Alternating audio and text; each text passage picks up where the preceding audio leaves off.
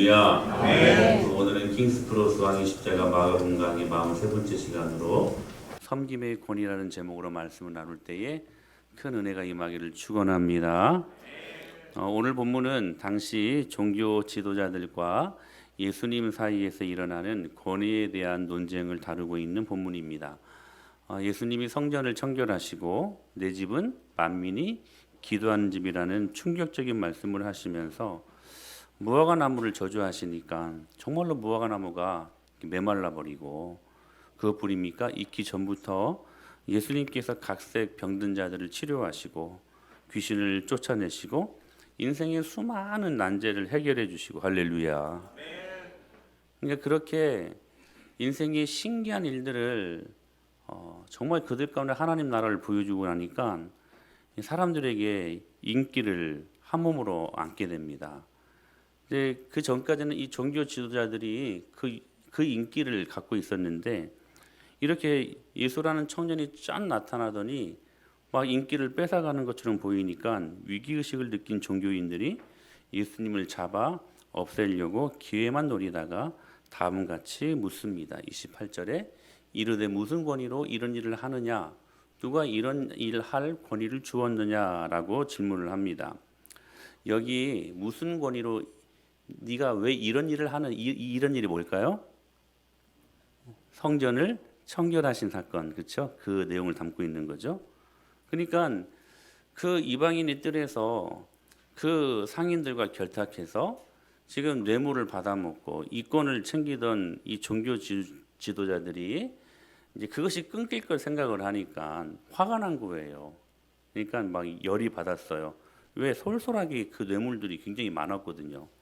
근데 이것이 딱 끊길 걸 생각하니까 화가 나가지고 와서 따지는 거예요. 네가 지금 무슨 일로 이런 일을 하느냐? 응? 누가 이런 일 할 권위를 주었느냐? 그러니까 갑자기 권위를 들고 나오는 거예요, 이 사람들이. 근데 이 종교인들의 질문에 이 권위라는 말이요, 지금 예수님을 자칫 딜레마에 빠지기에 쉽게 만드는 그러한 질문이었다는 것입니다. 네가 지금 무슨 권위로 이런 일을 하느냐? 그러니까 만약에 이 질문 앞에서 예수님께서 당신의 권세를 하늘로부터라고 하면 이 대적들이요 예수님을 신성모독죄로 몰아갔을 것입니다. 네가 하나님이라고 하늘로부터 오는 힘을 가지고 이런 일을 했다고?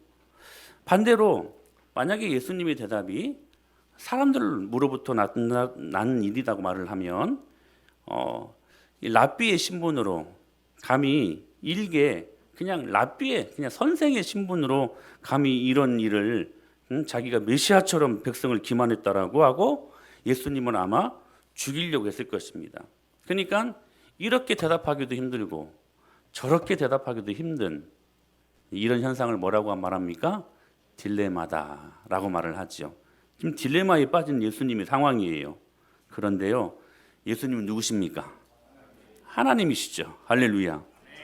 예수님은 하나님이십니다. 이것을 이미 간파하시고 오히려 역으로 질문을 합니다. 그리고 그 역으로 질문을 함으로 말미암아 대적들이 입을 막아버려요. 무슨 말이냐면 30절이에요. 시작. 지금 오히려 이 종교 지도자들이 딜레마에 빠지게 생긴 거예요. 만일 이 질문에 이 종교 지도자들이 만약에 요한의 세로가 하늘로부터 난 것이다라고 말하면 31절에 왜 어찌하여 그를 믿지 아니하느냐 이런 말을 들을 것이고 반대로 요한의 세례가 32절에 말씀하시는 것처럼 사람으로부터 난 것이다라고 말하면 모든 사람이 요한을 참 선지자로 여김으로 백성들의 소요가 일어날 수 있었기 때문에 예수님의 오히려 이 반문하시는 이 질문은 그들을 딜레마에 빠지게 만들어버린 것이에요. 그들이 이렇게도 대답할 수 없고 저렇게도 대답할 수 없어서 결국 이 예수님의 질문에 뭐라고 답하냐면 33절에 우리가 알지 못하노라. 그러자 예수님도 뭐라고 말씀하시냐면 너희들이 무슨 권위로 말하는지 이런 일들을 하는지 나에게 말을 하지 않으면 나도 말하지 않겠다. 정말 통쾌한 예수님의 변론 아니십니까? 나만 통쾌한가? 오늘 본문의 큰 주제는 바로 이 권위 문제라는 거예요. 권위. 사랑하는 여러분, 공생의 사역을 가능케 했던 예수님의 권위가 과연 어디에서 나왔을까요? 하는 그러한 물음을 묻는 본문이기도 합니다. 오늘 이 예수님의 권위에 대해서 한번 살펴보기를 원합니다. 진짜 그들의 입을 닫아버렸던 그 권위가 어디에서 나왔을까? 우선 우리는 권위라는 단어를 들으면 어떤 이미지가 연상이 되냐면 우리 아이들이 자주 쓰는 말인데 이 꼰대라는, 여러분 말 들어보셨습니까? 이 꼰대 같다, 이렇게 꼰대 같은 이미지가 많이 연상이 됩니다. 이 아이들이 잘 사용하는 단어인데 꼰대라는 말이요, 이 무슨 뜻이냐면 사전을 찾아봐서 이렇게 인터넷에서 권위적인 사고를 가진 어른이나 선생님을 비하하는 학생들의 은어다, 이렇게 기록이 되어져 있어요. 그러니까 순전히 어른이라는 이유로, 선생이라는 이유로 대접받으려고 하고 강압적으로 지시하려고 하고 고리타분하고 했던 말 또 하고 자신의 생각만 강요하고, 그래서 소통이 안 되는 사람들, 이 사람들이 자주 사용하는 말이 우리 때는 안 그랬는데, 제가 이렇게 이 말씀을 준비하다 보니까 내가 꼰대스러운 거예요. 내가 꼰대 아닌가? 말은 못하지만 여러분들이. 그래서 여러분, 꼰대의 6원칙이 있다고 합니다.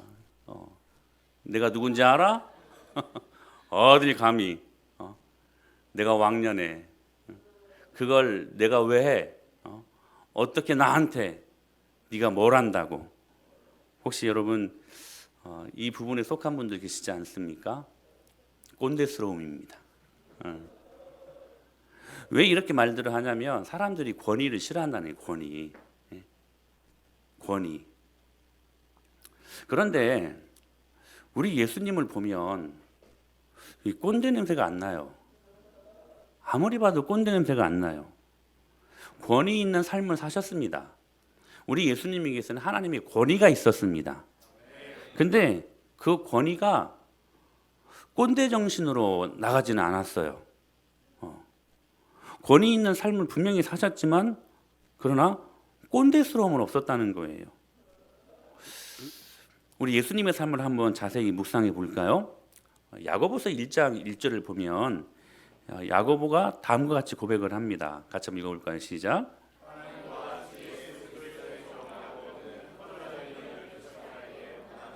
지금 야고보가 예수님을 뭐라고 고백합니까?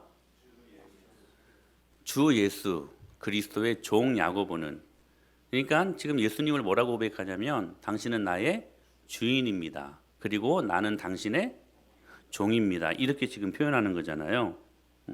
예수 그리스도의 종이다.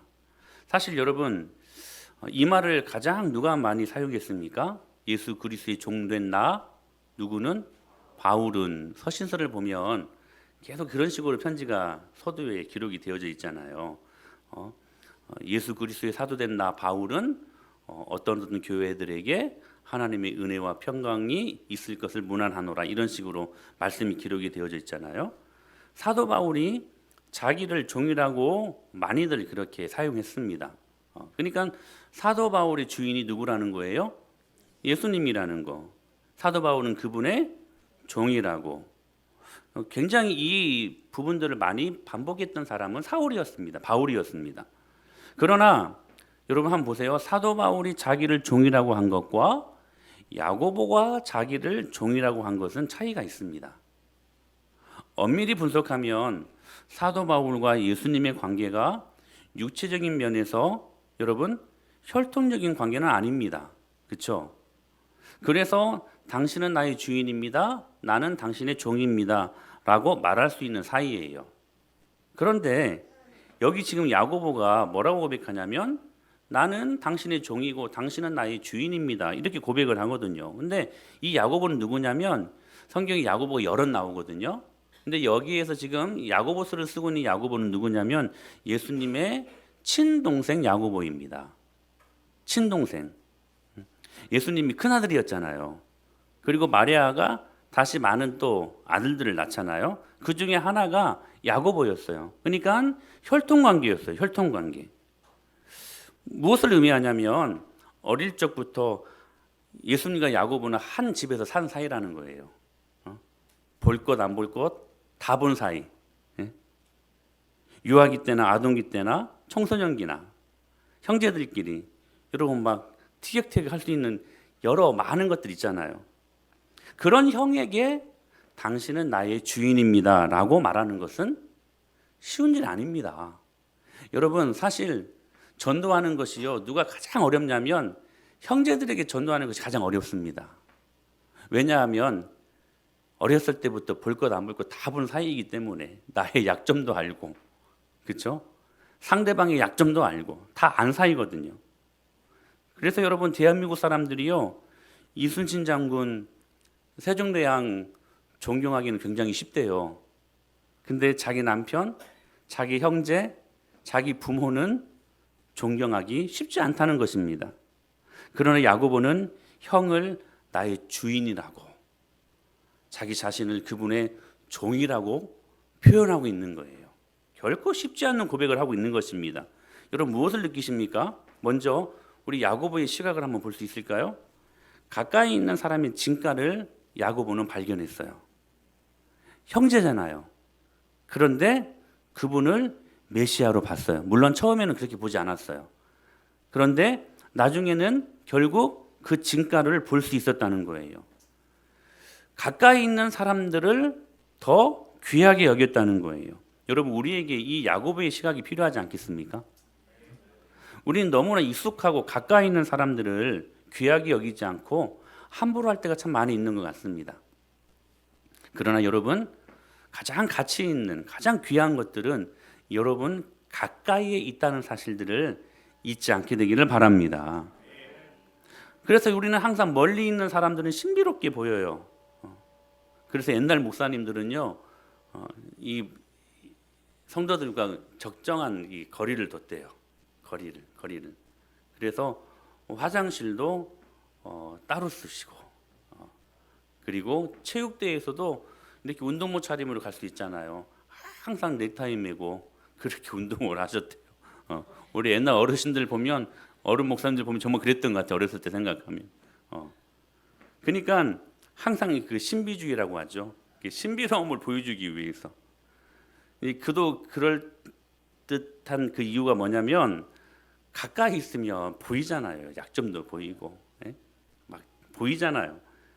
그러니까 가까이 이렇게 지내다 보면 다 똑같다는 것을 느끼게 되기 때문에, 따라서 여러분 그럼에도 불구하고 하나님은 늘 우리들에게 정말로 중요한 거, 정말로 가치 있는 귀한 것은 다 가까이 붙여주셨습니다. 그게 여러분의 가족이고, 그게 여러분에게 있어서 교회예요. 은혜마을 교회고. 여러분 목사들도 다 다양하고 수없이 많이 있지 않습니까? 그러나 여러분 여러분의 목사를 귀하게 여기십시오. 할렐루야. 가까이 있는 거, 익숙한 것을 정말로 귀하게 볼 수 있는 눈이 필요하다는 거예요. 야고보는 그랬어요. 형 예수님을 이제는 메시아로, 정말 귀하신 분으로 그가 그렇게 볼 수 있었던 것이죠. 그리고 또 한편의 시각은 뭐냐면 형 예수님의 삶입니다. 여러분 예수님의 삶은 어떤 삶이었습니까? 가까이 있는 사람들에게 늘 감동을 끼치는 사람이었어요. 그러지 않습니까, 여러분? 우리 예수님은요, 말과 행동이 똑같았던 사람이었어요. 그래서 감동 주기에 충만하셨던 분이십니다. 주라고 말씀하시면 그분은 언제나 자신의 모든 것들을 주시면서 주라고 말씀하셨습니다. 섬기라고 말씀하시면서 직접 제자들의 발을 씻기시면서 섬기라고 말씀하셨어요. 이게 말과 행동이 똑같았어요. 왜 여러분 꼰대라는 말을 한 줄 아세요? 말과 행동이 틀리거든. 늘 지시만 해요. 저도 좀 뭐 해야지. 그래서 꼰대 이런 은어들을 사용하는 것 아니겠습니까?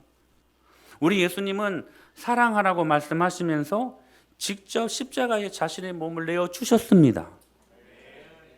이런 예수님을 향하여 사람들이 이렇게 고백합니다. 시작.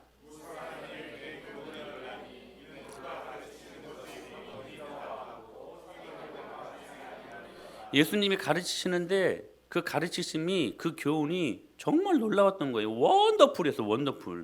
원더풀.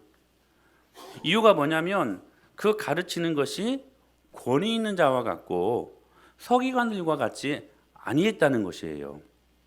사람들이 보기에 예수님은 결코 꼰대스럽지 않았다는 거예요. 그런데도 그 권위를 계속 가지고 있었습니다. 그렇다면 이 예수님의 권위가 어디에서 비롯되었을까? 이거예요.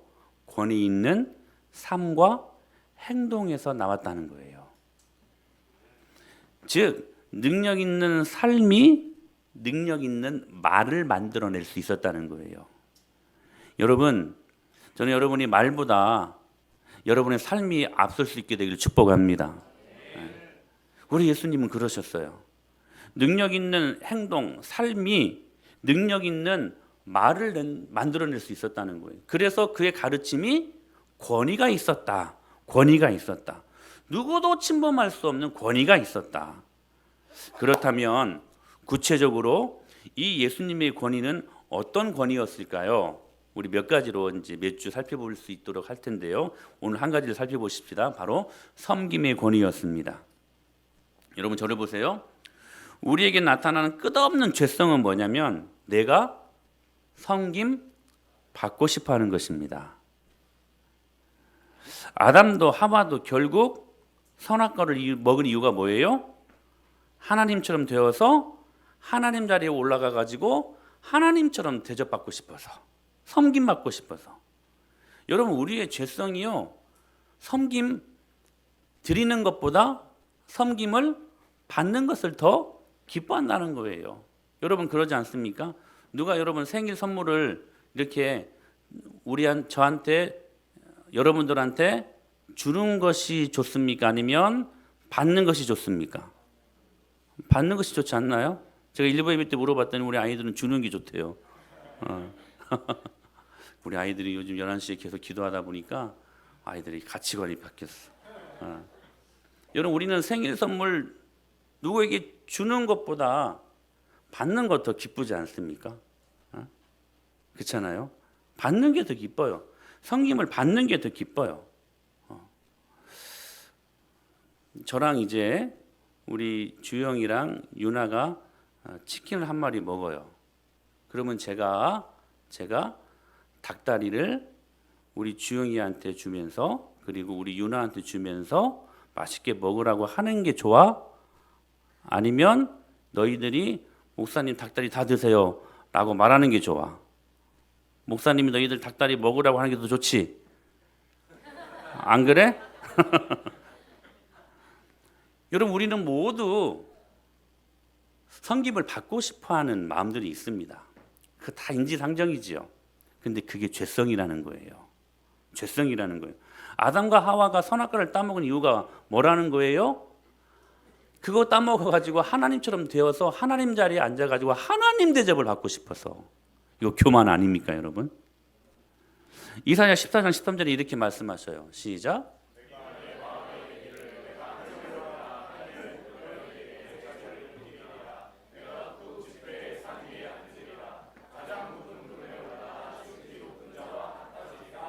하나님을 찬양했던 천사장이었던 루시퍼가 왜 하나님을 찬양했던 그 자리를 버리고 그 자리에 자신이 올라서기를 원했습니까?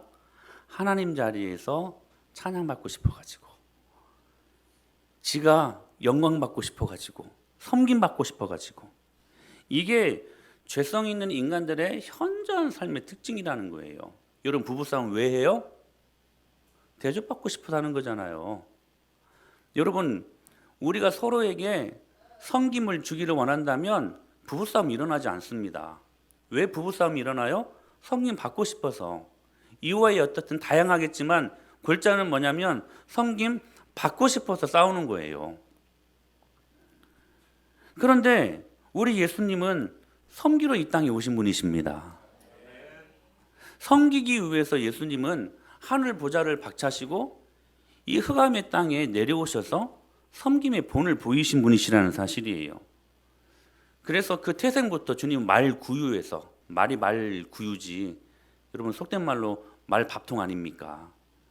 여러분, 아이들이 태어나면 위생 상태가 너무 중요하지 않습니까? 그런데 말 밥통에서 태어나셨어요. 위생 제로, 위생 상태 제로. 왜 태생부터 말 구유에서 태어나셨을까요? 인간의 밑바닥부터 내려오셔서 인간을 섬기시기 위해. 예수님은 그 자리에 내려오신 거예요. 섬김의 자리로. 예수님은 집도 없으셨어요. 공생의 사역을 마지막 3년 하시면서 이제 집을 나오셔가지고 순회하시면서 복음을 증거하셨잖아요. 그때 예수님이 집이 없으셨거든요. 왜 집이 없으셨을까? 이유가 뭘까? 집 없는 자들에게 위로가 되게 하시려고. 우리들에게 그 섬김을 보여주신 거예요. 여러분, 예수님이 제자들의 발을 씻기셨잖아요. 세족식을 하시잖아요. 여러분, 중동 국가에는 모래가 많습니다. 샌들을 신고 다니니까 좀만 걸어도 그 발등에 모래가 자욱하게 얹힙니다. 그러면 어느 집엔가 이렇게 들어가려고 치면 항상 하인들이 와가지고 발을 씻겨줍니다. 그게 전통이에요. 그냥 자기들 발 지가 씻지 왜 꼭 하인들이 씻겨주길 바래? 근데 하여튼 그게 그 유대의 관습이래요. 근데 발을 씻겨주는 하인들 중에서도요, 여러 급이 있대요. 레벨이 있대요. 최고로 낮은 등급의 하인들이 발을 씻긴답니다. 근데 그 행위를 지금 누가 하고 계셔요? 예수님이 하고 계시는 거예요. 가장 밑바닥에서 난 너희를 섬기는 자로 왔다. 섬기는 존재다. 여러분, 예수님이 하나님이신데 세례 받으실 필요 있어요, 없어요? 없죠. 세례가 뭐예요? 죄를 사함 받는다라는 증표잖아요. 근데 우리 예수님이 하나님이신, 죄가 없으신 분이신데 그 세례를 받으실 필요 있어요, 없어요? 없어요. 그런데 세례를 받으셨거든요.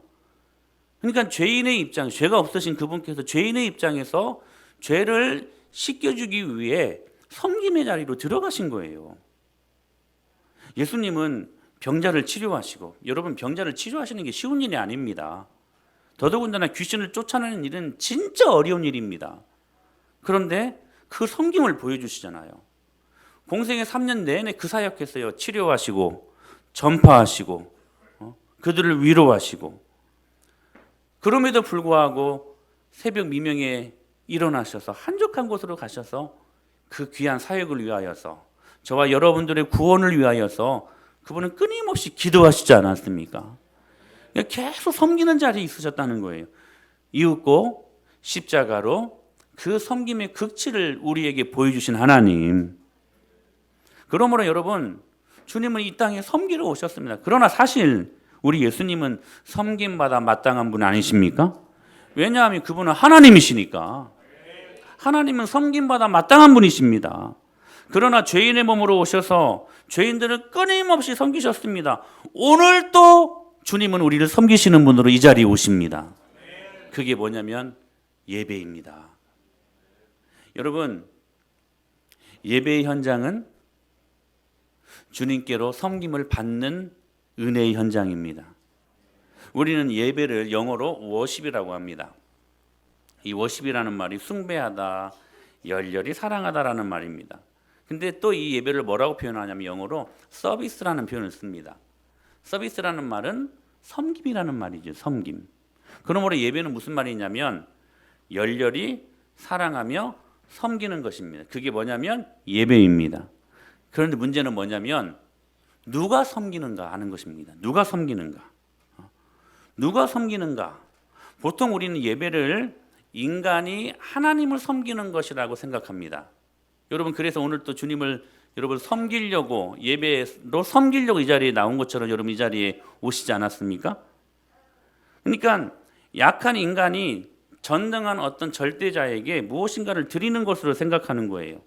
모든 종교가 같은 생각을 가지고 있어요. 이런 생각의 배후에는 어떤 생각이 있냐면 전능한 신에게 내가 무엇인가를 바쳐가지고 결국 무엇으로 귀결되어지냐면 나의 풍요, 나의 안전, 나의 평안, 나의 꿈을 이루는 것으로 우리는 예배를 생각한다는 것입니다. 그러나 여러분, 오해입니다. 기독교의 예배는 하나님이 인간을 섬기는 것입니다. 여러분, 지금까지 잘못 예배를 생각했다라면 오늘 그 생각을 좀 고치고 돌아갈 수 있게 되기를 바랍니다. 기독교의 예배는 하나님이 인간을 섬기는 자리라는 거예요. 오늘 여러분, 하나님이 여러분을 섬기는 자리가 이 예배의 현장인 것을 믿습니다. 근데 그 섬김을 받으셔야 된다는 거예요. 한번 여러분, 우리 부모 자녀 관계로 생각해 볼까요? 엄마가 아이를 더 사랑합니까? 아이가 엄마를 더 사랑합니까? 엄마가 아이를 더 사랑하지요. 그걸 우리는 어떤 사랑이라고 그래요? 내리사랑. 자녀들이 엄마 아빠를 사랑하는 것은 무슨 사랑? 치사랑이라고 하죠. 치사랑이라고. 내리사랑 반대말은 치사랑입니다. 근데 내리사랑이 훨씬 더 강해요. 이건 어찌 보면 자연 본능적이야. 근데 치사랑은 노력해야 돼. 여러분 효도하는 거 보면 노력해야 되잖아요. 저희 어머니한테 제가 일주일에 전화 한 번 드리는데 왜 이렇게 그것도 어려워? 용돈 하나 드리는 것도 여러 번 생각해. 그냥 드리면 될 걸. 근데 여러분 우리 자식들을 위해서는 생각해요? 필요하면 다 주잖아요. 그러니까 내리사랑이 더 강한 것 같아요. 내리사랑이. 엄마가 아이의 기저귀를 채워주고 그리고 아이들에게 밥을 먹여주고 입혀줍니다. 엄마뿐만 아니라 아빠들은 하루에도 사표 몇 번 던지고 싶어도 참는 것은 이유가 뭐예요? 이쁜 자식들 때문에. 먹여 살려야 되니까. 하나님도 마찬가지입니다. 하나님이 때를 따라 비를 내려주시고 할렐루야. 철을 따라 열매를 주시고 그렇게 인간을 섬기십니다. 지금도 섬기십니다. 노예였던 백성들을 출애굽시키고 광야에서 만나로 먹여주심으로 그들을 섬기셨습니다. 여러분 그 만나가 뭐냐면 하늘 양식입니다. 하늘 양식. 만나가요 땅의 양식이 아니에요. 하늘에서 내린 양식이었어요. 여러분 우리 예수 믿는 사람들은요 이 하늘 양식으로 살아가야 되는 사람들입니다. 하늘 양식이 있어야 비로소 그 정체성을 확립하고 그 정체성대로 그 방향대로 살아갈 수 있게 된다는 거예요. 그래서 하나님의 자녀들은 그 하늘의 양식을 먹는 자들입니다. 그래서 그 광야에서 예수님이 하나님 뭐라고 말씀하셨습니까? 사람이 떡으로만 살 것이 아니라 하나님의 입에서 나오는 모든 말씀으로 살아야 된다. 예수님도 똑같은 말씀을 하셨잖아요. 그러니까 이 땅의 것들로도 살아야 되지만 그러나 이 땅의 것들로 충분하지 않다는 거예요. 절대적이지 않다는 거예요. 이 땅의 것들로도 살아야 되지만 절대적인 것은 하늘 양식이 있다는 거예요. 하늘 양식이. 그 하늘 양식이 뭡니까? 진리입니다. 할렐루야. 그 진리가 무엇입니까? 예수 그리스도십니다. 그래서 여러분 오병이어를 통하여서 내가 생명의 떡이라고 예수님이 말씀하시잖아요. 나를 먹는 자는 살겠고 이렇게 말씀하시잖아요. 그래서 여러분 예배는 어떤 자리냐면 그 진리 예수 그리스도를 받아먹는 자리예요. 여러분 오늘 이 자리에 나오셔서 예수님으로 배불러 가시기를 축원합니다. 예수님으로 배부르지 않으니까 어설프게 예수님 먹으니까 그 허기진 배를 다른 세상의 것들로 계속 채우려고 하는 거예요. 그러다 보니까 세상의 것들이 내 안에 들어오니까 그것이 기생해서 나를 염려하게 만들고 그것이 기생해서 나를 두려워하게 만들고 그것이 기생해서 내 영혼을 파멸에 이르게 한다라는 사실이에요. 사랑하는 여러분, 배부름의 원칙이 있잖아요. 충만함의 원칙이 있잖아요.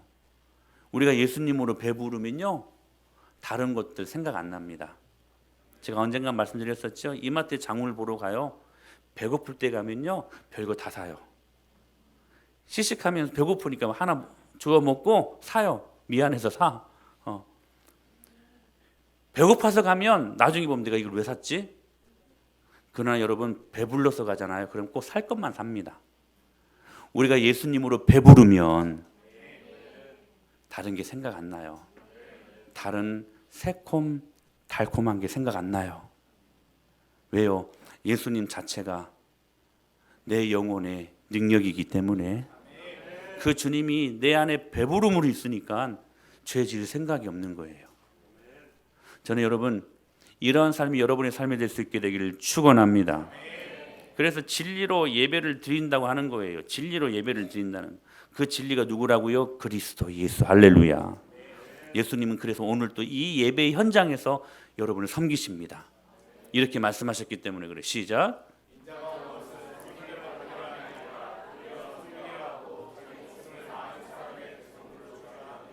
여러분, 예수님은 하나님의 아들이십니다.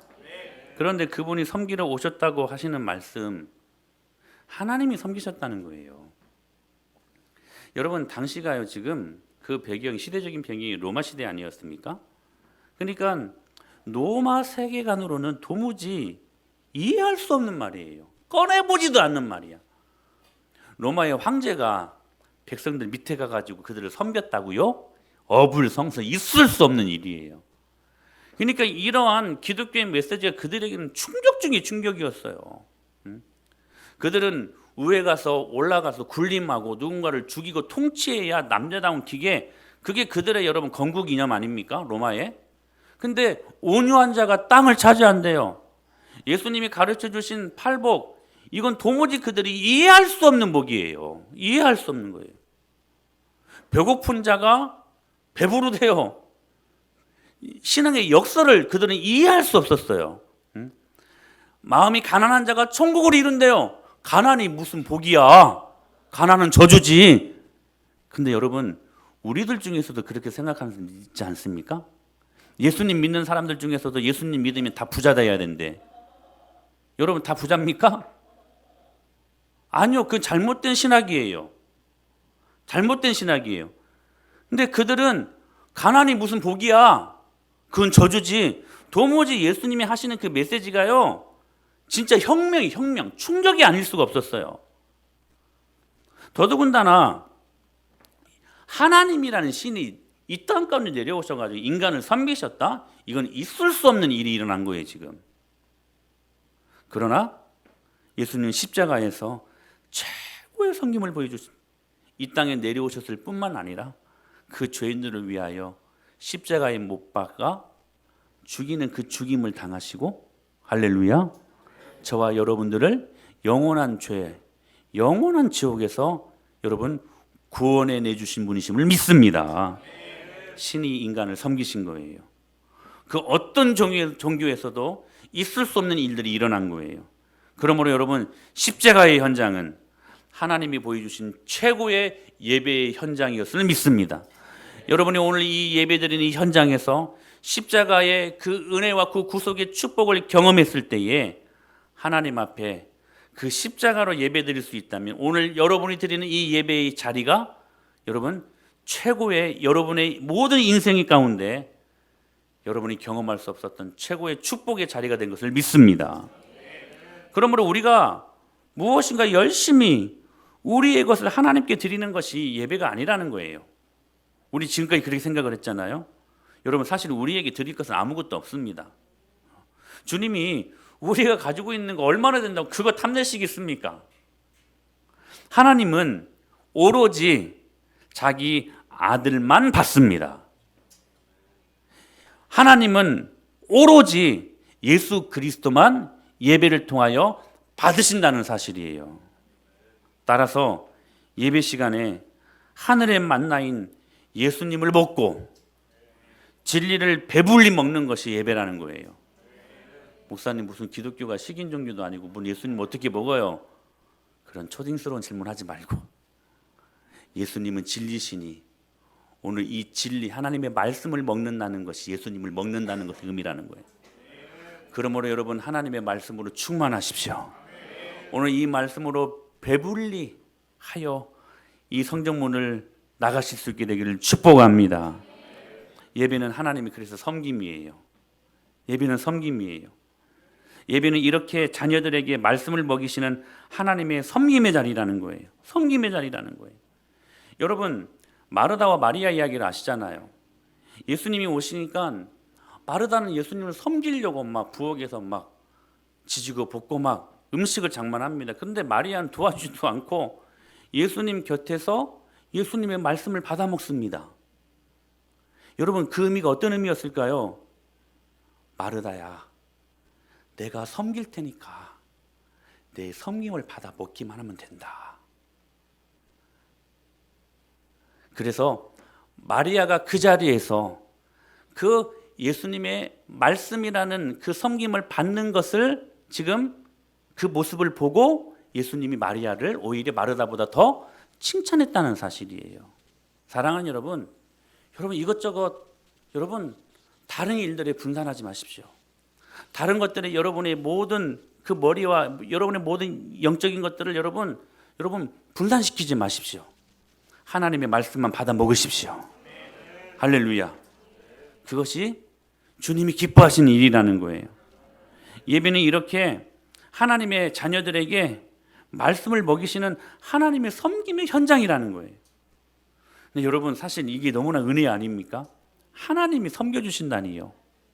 지금까지 섬겨주신 것도 은혜인데 자신의 몸을 내어주시면서 우리를 구원하신 것도 은혜고 자기 아들을 내어주신 이가 우리에게 필요한 모든 것들을 지금까지 다 먹고 살 수 있도록 은혜 주신 것도 그것도 은혜인데 오늘 또 이 예배를 통해 또 우리를 섬겨주신다는 거예요. 민망하지 않습니까 여러분? 황송하지 않습니까? 여러분 하나님 앞에 정말로 감사하지 않습니까?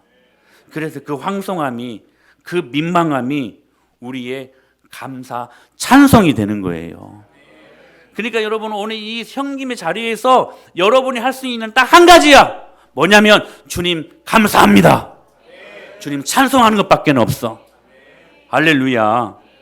여러분 그게 예배 아닙니까? 하나님의 말씀이 지금 여러분들 배부르라고 지금 떨어지잖아요 지금. 여러분이 할 수 있는 건 딱 하나예요. 뭐냐면 아멘 하는 거야. 하나님 아멘입니다. 그 말씀 내가 먹겠습니다. 그러면 여러분 마음 안에 그 말씀이 들어오는 거예요. 그 말씀으로 배부르는 거야. 여러분 제가 단언컨대 배부른 하나님의 진리의 말씀으로 한 주간 넉넉하게 살아갈 수 있습니다. 그게 없으니까 여러분 일주일 동안 살면서 힘들어하고 염려하고 말씀이 없으니까 내가 내 힘으로 살아가야 되잖아요. 그러니까 내 힘으로 살아가야 되니까 염려하고 두려워하고 불안에 떠는 건 아니겠습니까? 그러나 말씀으로 충만하면 주 예수 내 맘에 들어와 계신 후 망령된 행실을 끊고 예수님이 내 마음에 들어오니까요 망령된 행실도 끊어버려.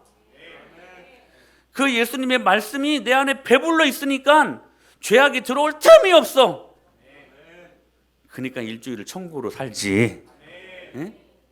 사랑하는 여러분, 저는 여러분의 삶이 천국 복음으로 말미암아 천국을 경험하는 삶이 될 수 있게 되길 축복합니다. 우리 그러한 삶 살아야 돼요. 정말 신앙인답게 살아야 돼. 종교인 되면 안 돼. 네? 여러분들은 종교인인가 신앙인인가 늘 고민하고 늘 여러분 그거 체크하셔야 돼요. 그 황송함이 하나님이 우리를 섬겨주신다니 그 민망함이 우리의 감사 제목이요. 그 말씀으로 오늘 또 우리를 배부르게 하신다니 그러므로 우리가 할 수 있는 일이라곤 아멘입니다. 하나님의 말씀 아멘입니다. 받는 것밖에 없다는 거예요.